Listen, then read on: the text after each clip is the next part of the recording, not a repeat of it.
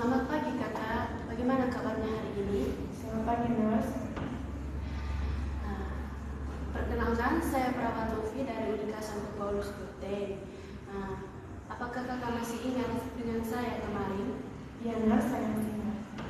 Baik, berdasarkan hasil diskusi kemarin kakak mengatakan bahwa kakak sering mendengarkan suara-suara.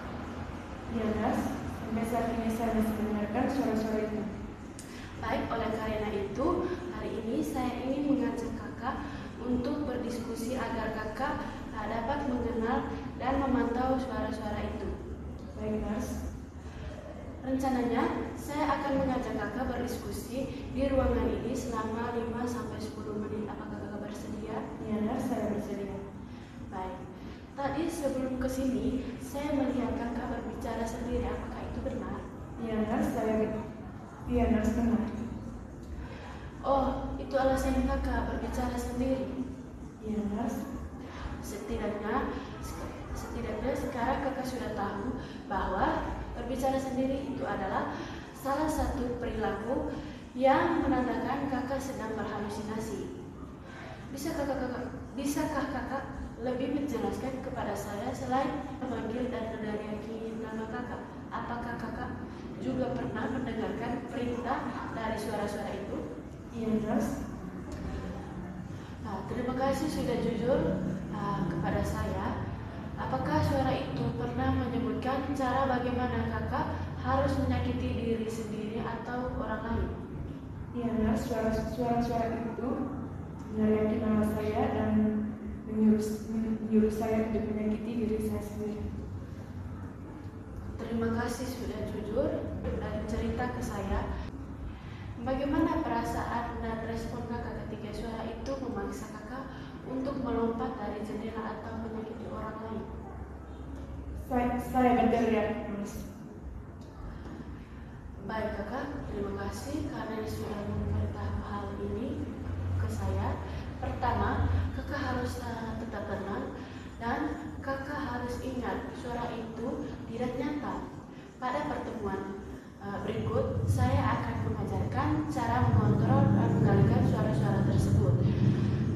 Tapi sebelum itu, saya terlebih dahulu mengajarkan bagaimana cara mencegah munculnya suara-suara tersebut. Apakah kakak bersedia? Iya, Mas, saya bersedia. Baik. Sekarang coba kakak ingat-ingat, kira-kira pada saat kapan kakak mendengarkan suara-suara tersebut? Apakah saat kakak melamun atau kakak pada saat sendiri atau sedang stres kakak? Iya, Mas, saya mendengarkan suara-suara itu pada saat saya sendiri dan melamun. Oke, bagus sekali kakak. Kakak sudah dapat mengenali diri sendiri situasi yang dapat membuat kakak mendengarkan suara-suara tersebut. Oleh karena itu, mulai sekarang kakak mencoba untuk mengurangi kebiasaan menyendiri di kamar ya kak.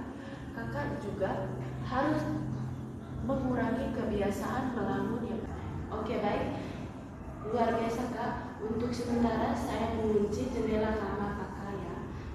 Hari ini saya akan terus memantau kondisi kakak. Saya akan membuka kembali jendela ini jika besok kakak sudah tidak mendengarkan suara yang meminta kakak untuk melompat dari jendela. Baik, Mas. Bagaimana perasaan kakak setelah kita berdiskusi mengenai suara-suara yang sering kakak alami? Saya merasa lebih baik, Mas. Apakah kakak bisa menyebutkan kembali situasi yang dapat menyebabkan suara itu muncul dan cara mengatasinya, Pak? Biasanya suara itu muncul saat saya sedang sendirian di kamar atau saat saya sedang melamun. Cara untuk mengatasinya adalah dengan mengurangi kebiasaan menyendiri dan melamun. Selanjutnya, bagaimana jika kita menyusun bersama aktivitas jadwal di buku agar kakak bisa melakukan aktivitas sesuai jadwal dan mengurangi kemunculan suara-suara ini? Baik, Mas.